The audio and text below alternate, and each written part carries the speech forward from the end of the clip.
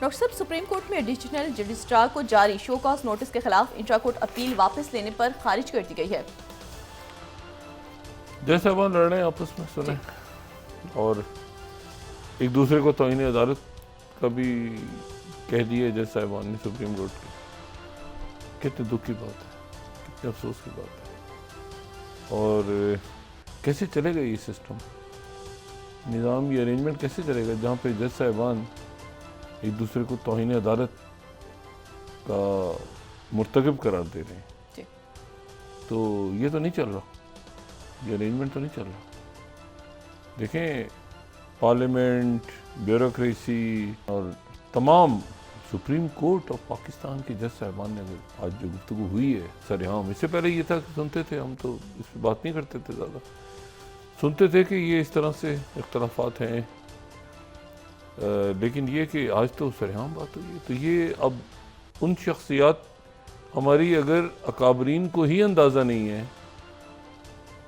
कि उनके बारे में अवाम और दुनिया क्या सोच रही है, तो फिर हम क्यों सोचें उनके बारे में। उनको खुद ही इस बात का एहसास नहीं है कि ये क्या इसका क्या मैसेज आ रहा है।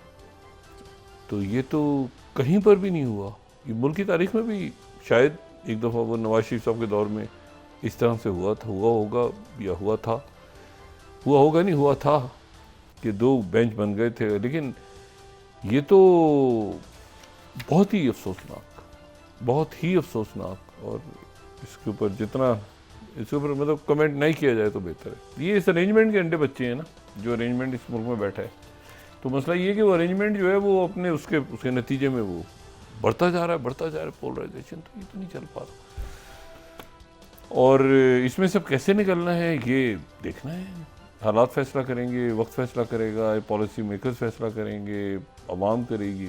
ये चल नहीं पा रहा, और हर गुजरता दिन जो है वो एक नया मसला और नया अज़ाब लेके सामने आ रहा है। मुल्क है इतना बड़ा ताकतवर कौम है, बड़ी ज़बरदस्त लोग हैं, और वो फंसे हुए हैं इसमें सारे कि भाई ये इसमें से निकलें तो आगे कुछ करें। तो एक इटालियन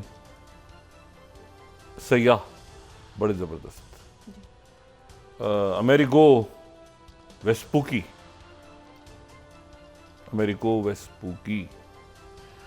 उनके नाम पे अमेरिका का नाम है। और बड़ा तनाज़ा है आज तक कि ये क्रिस्टोफर कोलंबस ने अमेरिका को दरियाफ्त किया था, क्योंकि क्रिस्टोफर कोलंबस जो है वो तो जिस इलाके में पहुंचे थे वो नॉर्थ अमेरिका नहीं था, वो तो लैटिन अमेरिका या सदर्न अमेरिका था। और ये जो एक टर्म यूज़ होते हैं ना, अमेरिकाज, जिसमें लैटिन या साउथ अमेरिका और सेंट्रल अमेरिका, 7 मुल्क हैं सेंट्रल अमेरिका में और 17 मुल्क हैं सदर्न अमेरिका में। तो ये अमेरिकाज की जो टर्म है ना, ये तो निकली उस वक्त तो नॉर्थ अमेरिका, जिसको यूनाइटेड स्टेट्स ऑफ अमेरिका कहते हैं, वहाँ तो क्रिस्टोफर कोलंबस नहीं पहुँचे थे, वो तो पहुँचे थे साउथ अमेरिका में। तो साउथ अमेरिका में वो पहुँचे थे, और फिर उसके बाद जो है वो अगर हम ये समझें कि अमेरिका को, अगर हम इस बात पे यकीन करें कि अमेरिका को इटालियन सयाह जो है वो अमेरिगो वेस्पूकी ने सबसे पहले दरियाफ्त किया था, तो वहाँ से लफ्ज़ अमेरिका निकलता है। और अगर हम ये समझें कि क्रिस्टोफर कोलंबस ने किया था, जो कि स्पेनिश थे, तो फिर क्रिस्टोफर कोलंबस से एक मुल्क का नाम निकलता है जिसको कहते हैं कोलंबिया। और कोलंबिया जो है बड़ा ज़बरदस्त मुल्क है, और ये जो मुल्क है ये साउथ या लैटिन अमेरिका में है। और इसके अगर हम ओस पड़ोस में देखें तो एक तरफ तो अच्छा, ये ज़ाहिर है कि अटलांटिक और पैसिफिक को कनेक्ट करता है, ये कैरिबियन को और उसको कनेक्ट करता है। और अगर हम इसको देखें, जो इसकी हम आसपास देखें, हमने पता नहीं वेनेजुएला का क्यों मैप लगा दिया, हम यहाँ पे कोलंबिया की बात करें तो कोलंबिया को अगर दिखाएं तो कोलंबिया की एक तरफ वेनेजुएला है, जो कि वेनेजुएला तो ज़ाहिर है हम रोज़ डिस्कस करते हैं उसको कि वहाँ पे एक ऐसा मुल्क है जिसकी हुकूमत को तस्लीम नहीं अमेरिका करता। और अगर हम देखें कोलंबिया के दूसरे पड़ोसी को, ये कोलंबिया इसमें रेड नज़र आ रहा है, तो एक तरफ वेनेजुएला है, एक तरफ ब्राज़ील है, ब्राज़ील जो ब्रिक्स का मेंबर है, और एक तरफ इक्वाडोर है और फिर पेरू है। ये 4 मुल्क हैं जो इसके सरहदी पड़ोसी हैं, और उसके बाद फिर समंदर है। पेरू वो मुल्क है जहाँ पे पिछले दिनों शी जिनपिंग गए थे और बहुत बड़ी उन्होंने वहाँ पे बंदरगाह का इफ्तिताह किया था, और वो थी ये फर्स्ट स्लाइड हम दिखाएं तो पेरू चैन के पोर्ट। तो पेरू गए थे जब ये G20 समिट के दरमियान, और ये जो है ये बराह रास्त, ये उस वक्त में बात की थी कि द मॉन्रो डॉक्ट्रिन का तकरीबन इन्ना लिल्लाह हो चुका है कि वो भाई उधर से जो साउथ अमेरिका है उसको कनेक्ट करने जा रहे हैं डायरेक्ट शंघाई के साथ। यानी बराह रास्त एक जो है वो दुनिया का नक्शा जो है, ये अगर इस तरफ से हम दूसरी साइड से देखें तो अमेरिका और चाइना एक दूसरे के आमने सामने हैं, ठीक है, दरमियान में पैसिफिक है। और ये समंदर जो है, इस समंदर को समझाने का यही तरीका है सिर्फ कि लोगों को बताया जाए कि पर्ल हार्बर इस यहाँ से हुआ था और न्यूक्लियर वेपन भी इसी समंदर के ऊपर से गुजर के गिराए थे, ठीक है ना। तो पैसिफिक जो है उसकी बड़ी इंपॉर्टेंस है। और अब जो कोलंबिया है, तो ये कोलंबिया जो है ये इसके चारों पड़ोसी जो हैं, अच्छा जो इसका एक पड़ोसी है वो तो पेरू हो गया, दूसरा जो इसका पड़ोसी है वो जो है वो इक्वाडोर और पेरू, ये बेल्ट एंड रोड का हिस्सा है, ये बेल्ट एंड रोड का हिस्सा है। वेनेजुएला जो है उसका हमें पता ही है कि उसकी हुकूमत को तो बहुत ही वो चाइना के और रशिया के करीब है, और ब्राज़ील ब्रिक्स का मेंबर है। अब जो कोलंबिया है वहाँ पर जनाब प्रेसिडेंट ट्रंप ने ये कहा कि जिन मुल्कों के, अच्छा जो कोलंबिया है ना उसके बहुत ज़्यादा यानी कोई पहले दूसरे तीसरे नंबर पे उसके गैर कानूनी तारकीन वतन अमेरिका में नहीं है, लेकिन बहरहाल हैं बड़ी तादाद में कोलंबिया के। और कोलंबिया की तारीख जो है ना बड़ी, कई खाना जंगियाँ और कई वहाँ पे बगावतें और पता नहीं हर कुछ अरसे के बाद वहाँ पे गैंग्स हैं और कार्टल्स हैं, बहुत कुछ कोलंबिया के अंदर। लेकिन कोलंबिया अमेरिका का इत्तेहादी है और बड़ा सॉलिड इत्तेहादी, इतना ज़बरदस्त इत्तेहादी अमेरिका का कि कोरिया की जब जंग छिड़ी तो वाहिद मुल्क लैटिन अमेरिका से या साउथ अमेरिका से कोलंबिया था जिसने अपनी फ़ौज कोरिया में भेजी थी अमेरिका के साथ लड़ने के लिए। और लैटिन या साउथ अमेरिका का वाहिद मुल्क था जो इराक इन्वेजन में अमेरिका के साथ था। अब वहाँ पर जनाब प्रेसिडेंट ट्रंप ने कहा कि ये इनके बंदे जो हैं जो गैर कानूनी तारीकीन वतन का ऑर्डर उन्होंने साइन किया है, तो मेक्सिको इधर उधर वो पकड़ के भेज रहे हैं। तो इन्होंने जो पकड़ के भेजने का तरीका है वो ये है कि हथकड़ियाँ लगा के फ़ौजी जहाज़ों में भेज रहे हैं। ये नहीं कि जी आप उनको गैर कानूनी तारीकी वतन को किसी ख़ास अंदाज में भेजें। उन्होंने कोलंबिया के जो गैर कानूनी तारकीन वतन हैं उनको लगाई हथकड़ियाँ और 2 फ़ौजी जहाज़ों में बिठाया और हथकड़ियाँ लगा के छापे मार के बंदे पकड़े ट्रंप ने, जो गैर कानूनी तारीकी वतन वो निकाल रहे हैं ना वहाँ से वो, तो और निकाल के उन्होंने कहा कोलंबियन को उतार के आओ या फेंक के आओ। वो दोनों जहाज़ वहाँ से परवास किया फ़ौजी जहाज़ों में, उसमें पता नहीं कितने तारकीन वतन थे। कोलंबिया के सदर हैं वो जज्बाती हो गए, गेस्तावो पेट्रो, ये ख़ुद भी वहाँ पे M-19 के नाम से एक गुरिल्ला तंजीम काम करती थी, ये उसमें रहे कई साल और इनको कोलंबिया की फ़ौज ने पकड़ लिया था 1985 में। ये हम उनके सदर हैं। फिर उसके बाद जो M-19 गुरिल्ला तंजीम थी उसकी कोलंबिया की गवर्नमेंट के साथ एक अमन मुआहदा हुआ था। उसके बाद ये पॉलिटिक्स में आ गए, उसके पॉलिटिक्स में आके आगे बढ़ते गए कोलंबिया के सदर बन गए 2022 में शायद। तो इन्होंने देखा कि यार ये मैं इस मुल्क का इत्तेहादी हूँ और मेरे मुल्क के लोग जो हैं ये अमेरिका से आ रहे हैं जहाज़ों में बैठ के और उनको हथकड़ियाँ लगी हुई हैं, हाथ बंधे हुए हैं और ये तो तारकीन वतन है। उनको जो चढ़ गया, उनके तो पुरानी वो जो गुरिल्ला फाइटर था उनके अंदर का जागा। उन्होंने कहा कि ये जहाज़ यहाँ नहीं उतरेंगे, इनको वापस ले जाओ अमेरिका, ले जाओ वापस।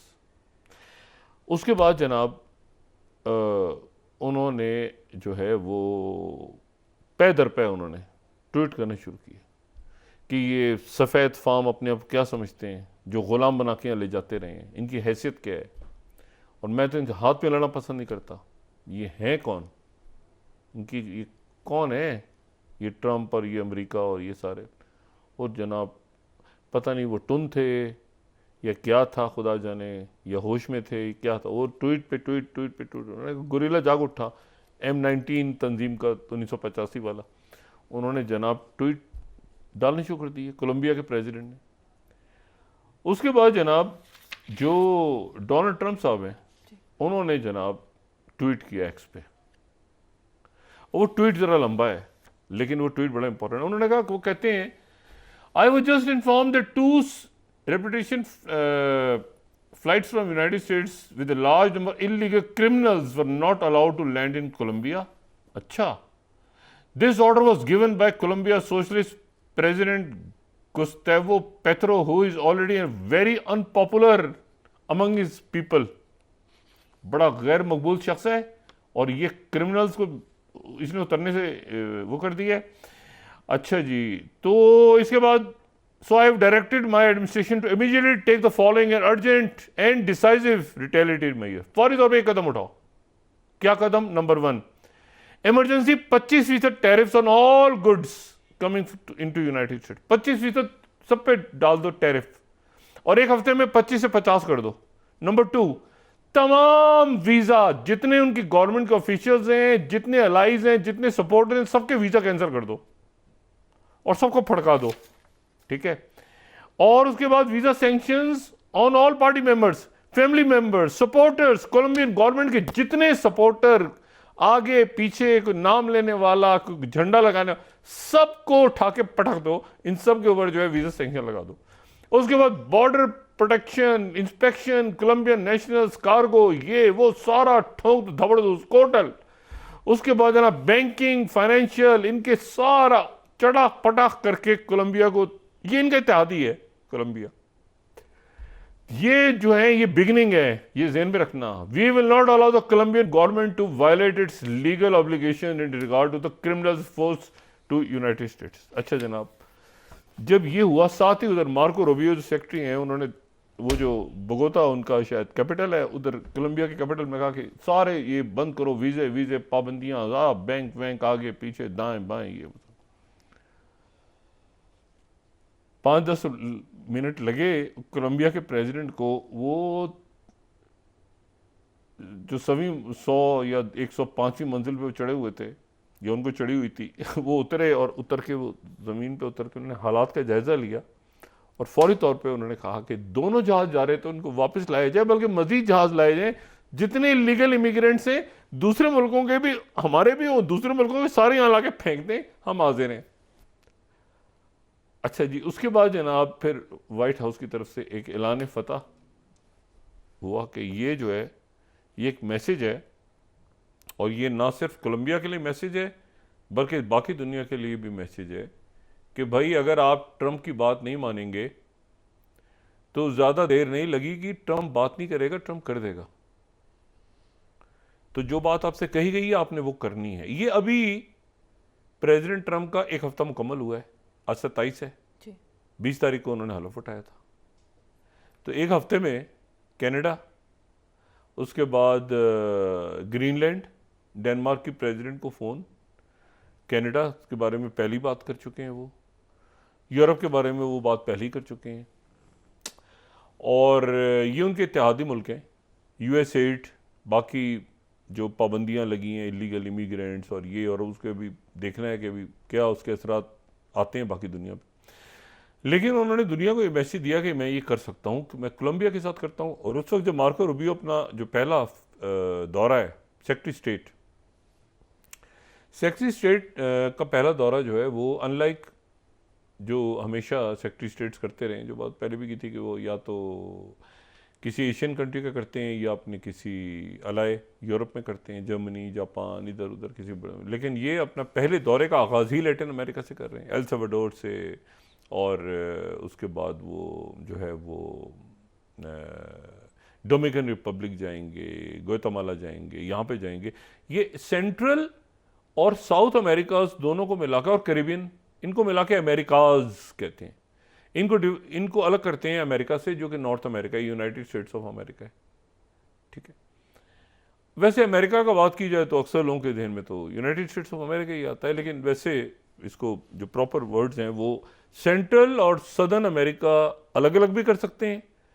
ठीक है ना, एक में 7 मुल्क हैं, एक में 17 मुल्क हैं। सेंट्रल में 7 मुल्क हैं, जो ये अगर साउथ मिला लें तो उसमें 17 मुल्क हैं, दोनों को मिला लें तो अमेरिकास कहेंगे।